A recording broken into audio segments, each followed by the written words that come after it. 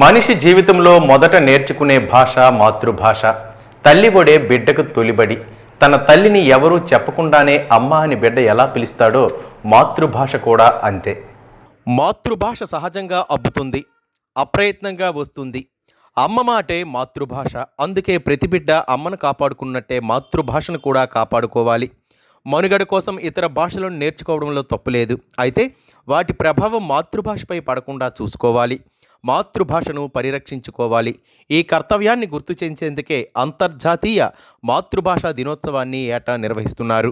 తెలుగు భాషే కమ్యూనికేషన్స్ ఉంటాయి కనుక తెలుగు అంటే ప్రపంచ భాషల్లో తెలుగు భాష లెస్ అంటారు. అలాగే తెలుగు భాష అనేది చాలా దేశాల్లోనూ చాలా మైగ్రేట్ అయిన ప్రజలు మన తెలుగులో మాట్లాడుతుంటారు. తెలుగు అనే భాష అన్ని భాషల్లోనికి అందమైన భాష. అందుకే ప్రపంచ భాషల్లో తెలుగు భాష లెస్ అంటారు. అలాగే 56 అక్షరాలతో కూడినటువంటి భాష తెలుగు భాష.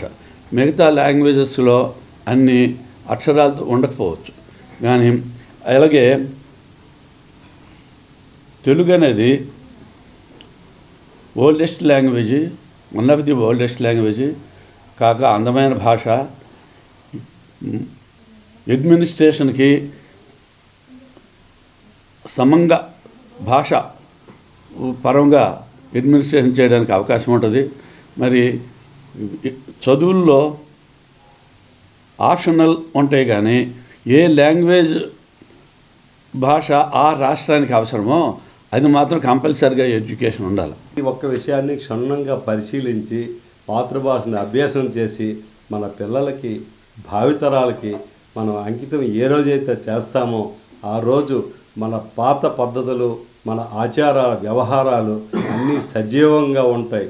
మన పూర్వీకులు ఇచ్చిన ఈ కార్యక్రమాలు ఏమిటంటే మనకి జీవితంలో ఉన్నత స్థితికి తీసుకెళ్ళడానికి, పెద్దలను గౌరవించడానికి, అటువంటి కార్యక్రమాలకి మనం అమలు చేయడానికి వీలుగా ఉండేదే మాతృభాషా దినోత్సవం. మాతృభాషలో ఎవరికైనా పిలిస్తే ఎంతో అయ్యా అమ్మ అని పిలిస్తే ఎంత గౌరవంగా ఉంటుందో దాన్ని మనం అవలంబించి మన భావితరాలకి పిల్లలకి మనం ఈ విధంగా నేర్పించాలి.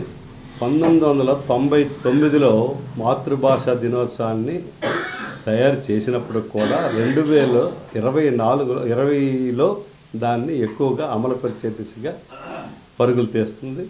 ఇక్కడైనా మనం కంటిన్యూ చేద్దాం. మన మాతృభాషని గౌరవిద్దాం.